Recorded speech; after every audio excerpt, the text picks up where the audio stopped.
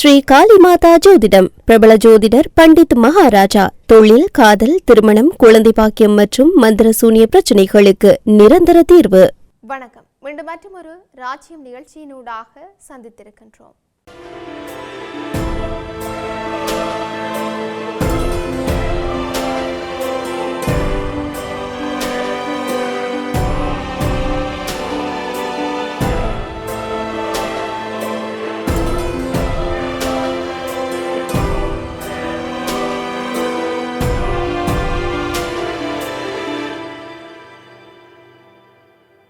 இந்திய கப்பல்கள் ஹார்முஸ் நீரிணையை வெற்றிகரமாக கடந்துவிட்டதாக இந்திய மத்திய வெளியுறவு அமைச்சு அறிவித்திருக்கின்றது.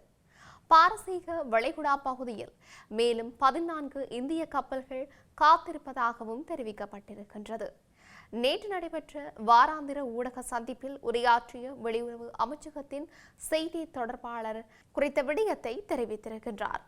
வளைகுடாவில் இருக்கின்ற இந்திய கப்பல்களை பொறுத்தவரை அவை இந்த பகுதியிலிருந்து பாதுகாப்பாக வெளியேறி இந்தியாவுக்கு திரும்புவதை உறுதி செய்ய நாங்கள் ஈரான் அதிகாரிகளுடன் நெருங்கிய தொடர்பில் இருக்கின்றோம் என்று வெளியுறவு அமைச்சகத்தின் செய்தி தொடர்பாளர் குறிப்பிட்டிருந்தார். முன்னதாக இந்தியா நோக்கி சென்ற MSC பிரான்சிஸ்கா மற்றும் எபாமினோடாஸ் உள்ளிட்ட கப்பல்கள் மீது ஈரானிய ராணுவம் தாக்குதல் நடத்தியது. இதற்கு மத்திய அரசு கடும் கண்டனம் தெரிவித்து இந்தியாவுக்கான ஈரானின் தூதர் முகமது அதாலியை நேரில் வரவழைத்து எதிர்ப்பை பதிவு செய்தது. இதேவேளை அமெரிக்கா மற்றும் ஈரான் இடையிலான முதற்கட்ட அமைதி பேச்சுவார்த்தைகள் தோல்வியில் முடிந்தன. இதையடுத்து ஹார்முஸ் நீரிணை மற்றும் ஈரானிய துறைமுகங்களை அமெரிக்க கடற்படை முற்றுகையிட்டு வருகின்றமையும் குறிப்பிடத்தக்கது. இதனைத் தொடர்ந்து அமெரிக்காவின் முற்றுகை நடவடிக்கைகள் தொடரும் வரையில் சர்வதேச எரிபொருள் விநியோகத்தின் முக்கிய பாதையான ஹார்முஸ் நீரிணை முடக்கப்படும் என்று சொல்லி ஈரான் அரசு அறிவித்தும் இருந்தது. இவை இப்படி இருக்க, இஸ்ரேலும் அமெரிக்காவும் உலக நாடுகளை போலியாக அச்சுறுத்தி வருவதாக ஈரான் அரசாங்கம் குற்றம் சுமத்தி இருக்கின்றது. ஈரானின் அணுசக்தி திட்டம் குறித்து இஸ்ரேலும் அமெரிக்காவும் கடந்த 20 ஆண்டுகளுக்கு மேலாக ஆதாரமற்ற தகவல்களை கூறி உலக நாடுகளை அச்சப்படுத்தி வருவதாக ஈரான் வெளியுறவு அமைச்சகம் குற்றம் சாட்டியிருந்தது. இதுகுறித்து ஈரானின் அதிகாரப்பூர்வ செய்தி நிறுவனம் வெளியிட்ட செய்தியில் இந்த தகவல் வெளியிடப்பட்டிருந்தது. ஈரான் அணுசக்தி குறித்த பேச்சுவார்த்தைகளுக்கு தயாராகவே உள்ளது. அதே நேரத்தில் எந்தவொரு சூழ்நிலையையும் எதிர்கொள்ள எங்கள் நாடு முழுமையாக தயாராக இருக்க வேண்டும் என்று வெளியுறவு அமைச்சக செய்தி தொடர்பாளர் இஸ்மாயில் பாஹாய் தெரிவித்திருந்தார். ஈரானின் அணுசக்தி நடவடிக்கைகள் குறித்த கவலைகள் தேவையற்றவை, ஏனென்றால் அவை அடிப்படை அற்றவை என்று தெரிவித்திருந்தார். கடந்த ஆண்டு ஜூன் மாதம் ஏற்பட்ட போருக்கு மத்தியிலும் பேச்சுவார்த்தை நடத்தும் முடிவை ஈரான் எடுத்திருந்ததாக பாஹாய் சுட்டிக்காட்டினார். இந்த ஆண்டு ஜனவரி மாதம் அமெரிக்காவுடன் பேச்சுவார்த்தைகள் நடத்தப்பட்டதாக அவர் தெரிவித்தும் இருந்தார். அந்த பேச்சுவார்த்தையின் போது சில முக்கிய விவகாரங்களில் ஆரம்பகட்ட உடன்பாடு எட்டப்பட்டது என்று சொல்லி அவர் குறிப்பிட்டும் இருந்தார். இஸ்ரேலும் அமெரிக்காவும் தொடர்ந்து ஈரான் மீது பழி சுமத்தி வருவதாக கூறிய அவர், ஈரான் தன்னுடைய அணுசக்தி உரிமைகளை ஒருபோதும் விட்டுக் கொடுக்காது என்பதையும் சர்வதேச அழுத்தங்களுக்கு பணியாது என்பதையும் தனது கருத்துக்களின் மூலம் அவர் உறுதிப்படுத்தியிருந்தமையும் குறிப்பிடத்தக்கது. இப்படி இவையொரு புறம் இருக்க, தமிழகத்தில் சட்டமன்ற தேர்தலுக்கான வாக்குப்பதிவு நேற்று காலை முதல் விறுவிறுப்பாக நடைபெற்று வந்த நிலையில் மாலை 6 மணியளவில் நிறைவடைந்தது. தமிழக சட்டப்பேரவை தேர்தல் 234 தொகுதிகளிலும் ஒரே கட்டமாக நடைபெற்றது. 4023 வேட்பாளர்கள் களத்தில் இருந்தார்கள்.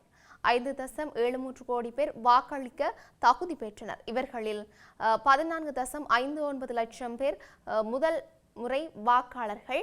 தமிழகம் முழுவதும் 249 மாதிரி வாக்குச்சாவடிகளும் 325 அனைத்து மகளிர் வாக்குச்சாவடிகள், 71 மாற்றுத்திறனாளிகள் பணியாற்றும் வாக்குச்சாவடிகள், 79 இளம் பணியாளர்கள் பணியாற்றும் வாக்குச்சாவடிகள் என்று மொத்தம் 33,211 இடங்களில் 75,064 வாக்குச்சாவடிகள் அமைக்கப்பட்டிருந்தன. அனைத்து வாக்குச்சாவடிகளிலும் குடிநீர், கழிவறை, தடையற்ற மின்சாரம், அவசர மருத்துவம், கைப்பிடியுடன் கூடிய சாய்வுத்தளம், மாற்றுத்திறனாளிகளுக்கு சக்கர நாற்காலி, நிழல் பந்தல், வாக்காளர்களுக்கு உதவ தன்னார்வலர்கள் ஏற்பாடு என்று அனைத்து வசதிகளும் செய்யப்பட்டும் இருந்தன.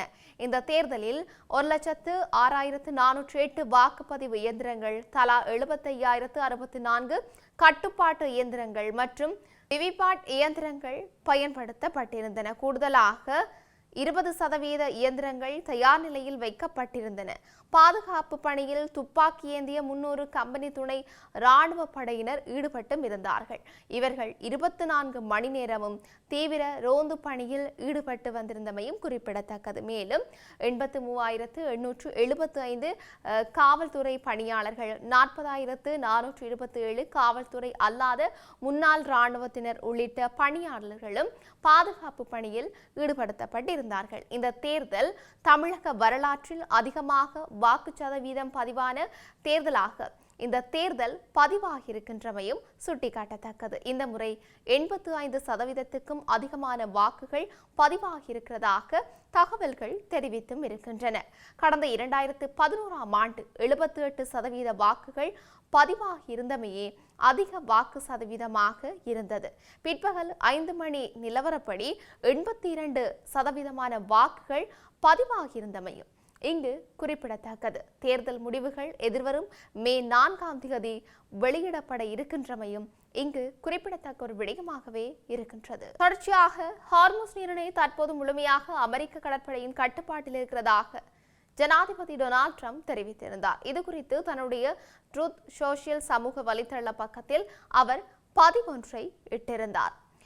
குறித்த பதிவில் மேலும் தெரிவித்த அவர், தங்கள் தலைவர் யார் என்பதை கண்டறியவே ஈரான் மிகவும் சிரமப்பட்டு வருவதாக அவர் சுட்டிக்காட்டியும் இருந்தார். போர்க்களத்தில் படுதோல்வியை சந்தித்து வரும் தீவிர போக்குடையவர்களுக்கும் ஓரளவு மதிப்பை பெற்று வரும் மிதவாதிகளுக்கும் இடையே நடக்கும் இந்த உள்கட்சி பூசல் பைத்தியக்காரத்தனமானது என்றும் ட்ரம்ப் சாடியிருந்தார். அதேவேளையில் ஹார்முஸ் நீரிணை தற்போது முழுமையாக அமெரிக்க கடற்படையின் கட்டுப்பாட்டில் இருக்கிறதாக ட்ரம்ப் கோரியும் இருந்தார்.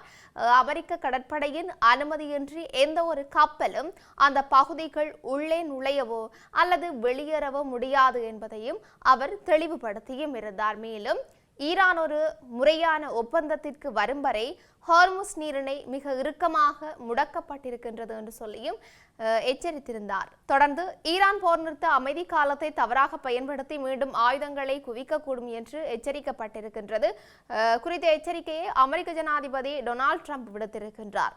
செய்தியாளர்களிடம் கருத்து தெரிவிக்கும் போதுதான் அவர் மேற்படி இந்த விடயத்தை குறிப்பிட்டும் இருக்கின்றார். இது தொடர்பில் மேலும் தெரிவித்த அவர், தற்போது போர் நிறுத்த காலத்தில் ஈரான் தங்களை ரீலோட் செய்திருக்கலாம் என்று கருதுவதாக குறிப்பிட்டிருந்தார். அதாவது வெளிப்படையாக அமைதி காப்பது போல தெரிந்தாலும் திரைமறைவில் ஈரான் தனது ஆயுத பலத்தை பெருக்கும் நடவடிக்கைகளில் ஈடுபடுவதாக அவர் குற்றம் சாட்டியிருந்தார்.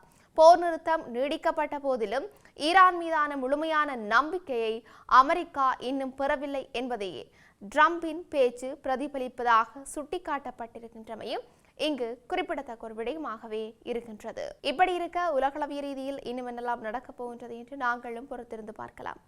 மீண்டும் மற்றும் ஒரு பதிவினூடாக சந்திக்கலாம். வணக்கம்.